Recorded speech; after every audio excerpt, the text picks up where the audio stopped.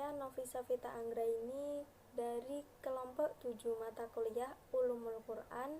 Pada kesempatan kali ini akan mempresentasikan mengenai I'jazul Quran. Pada materi I'jazul Quran ada beberapa hal yang akan dibahas. Di antaranya yaitu definisi I'jazul Quran, Al-Quran sebagai mukjizat Nabi Muhammad SAW yang abadi, segi-segi kemujiatan Al-Quran, syarat mukjizat, bentuk-bentuk mukjizat Al-Quran, serta pendapat ulama tentang kemujiatan Al-Quran.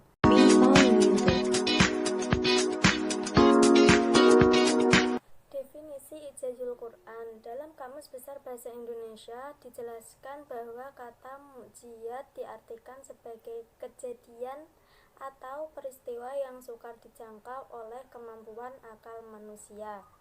Kata mukjizat terambil dari bahasa Arab a'jaya yang berarti melemahkan atau menjadikan tidak mampu.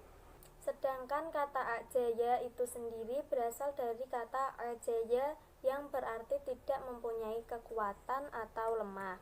Maka mukjizat adalah sebuah peristiwa, urusan, perkara yang luar biasa yang dibarengi dengan tantangan dan tidak bisa dikalahkan.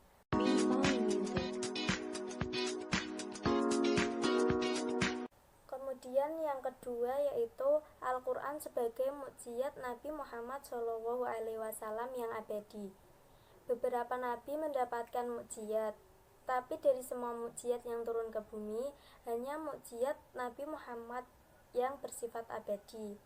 Tidak seperti mukjizat nabi-nabi lain yang diturunkan hanya untuk kaumnya, tetapi mukjizat Nabi Muhammad berupa Al-Quran diturunkan untuk semua kalangan dan berlaku sepanjang masa. Mukjizat Al-Quran sungguh tiada tandingannya. Kitab suci umat Islam ini adalah kitab yang diturunkan dari langit untuk menyempurnakan kitab-kitab sebelumnya. Al-Quran sebagai pedoman hidup umat Islam diturunkan kepada Nabi Muhammad SAW secara berangsur-angsur melalui perantara malaikat Jibril. Al-Quran merupakan mukjizat terbesar yang diberikan oleh Allah Subhanahu wa Ta'ala kepada Nabi Muhammad SAW. Mukjizat ini menjadi tuntunan hidup umat Islam dalam menjalankan kehidupan di dunia. Karena segala permasalahan dan solusi hidup manusia sudah tercantum di dalam Al-Quran.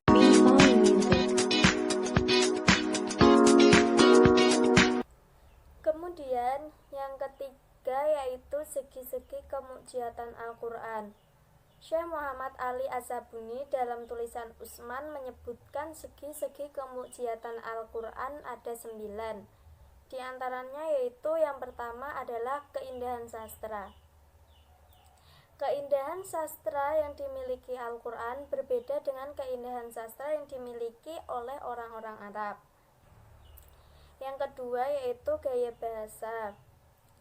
Gaya bahasa yang dimiliki Al-Quran sangat unik dan berbeda dengan gaya bahasa yang dimiliki oleh orang-orang Arab. Yang ketiga yaitu kefasihan bahasanya. Kefasihan bahasa yang dimiliki Al-Quran tidak mungkin dapat ditandingi dan dilakukan oleh semua makhluk termasuk manusia. Yang keempat yaitu kesempurnaan syariat. Kesempurnaan syariat yang dibawa oleh Al-Quran mengungguli syariat-syariat dan aturan-aturan lainnya yang sudah tercipta. Kemudian yang kelima yaitu menampilkan berita-berita yang bersifat eskatologis yang tidak mungkin dapat dijangkau oleh otak manusia kecuali melalui pemberitaan wahyu Al-Quran itu sendiri. Yang keenam, tidak adanya pertentangan. Maksudnya, antara konsep-konsep yang dibawa oleh Al-Quran dengan kenyataan dan kebenaran hasil penemuan serta penyelidikan ilmu pengetahuan tidak terdapat pertentangan. Yang ketujuh, terpenuhinya setiap janji dan ancaman yang diberitakan Al-Quran.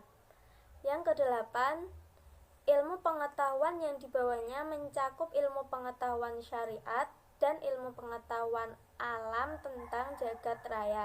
Yang kesembilan, dapat memenuhi kebutuhan manusia.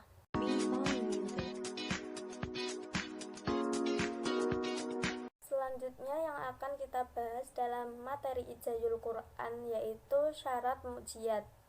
Syarat-syarat mukjizat menurut penjelasan ulama ada 5, dan bila kelimanya tidak terpenuhi maka tidak dinamakan dengan mukjizat. Yang pertama, mukjizat adalah sesuatu yang tidak dapat dilakukan oleh siapapun kecuali Allah Subhanahu wa Ta'ala.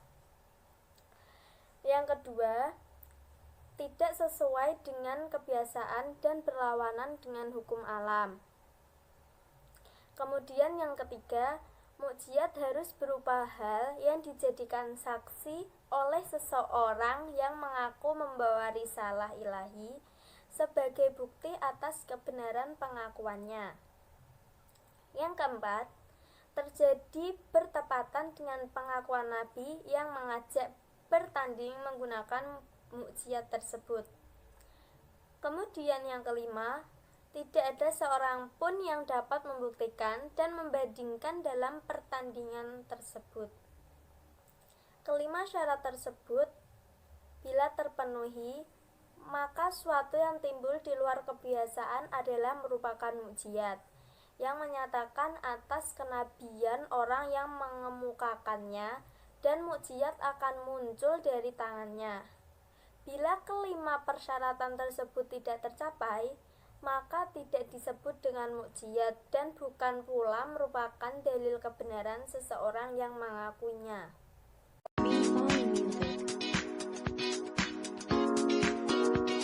Lanjut ke pembahasan yang selanjutnya yaitu bentuk-bentuk mukjizat Al-Quran. Beberapa bentuk kemukjizatan Al-Quran diantaranya yaitu yang pertama adalah gaya bahasa. Gaya bahasa yang dimiliki Al-Quran banyak membuat orang Arab saat itu kagum dan terpesona. Kehalusan ungkapan bahasanya membuat banyak manusia akhirnya memilih untuk masuk Islam. Bahkan Umar bin Khattab pun yang mulanya dikenal sebagai seorang yang paling memusuhi Nabi Muhammad dan bahkan berusaha untuk membunuhnya, ternyata masuk Islam dan beriman kepada kerasulan Muhammad SAW hanya karena mendengar petikan ayat Al-Quran. Kemudian yang kedua yaitu susunan kalimat. Al-Quran, hadis qudsi, dan hadis nabawi sama-sama dibawa oleh Nabi Muhammad SAW, tetapi susunan bahasanya sangat jauh berbeda. Susunan bahasa Al-Quran jauh lebih tinggi kualitasnya bila dibandingkan dengan dua hadis tersebut.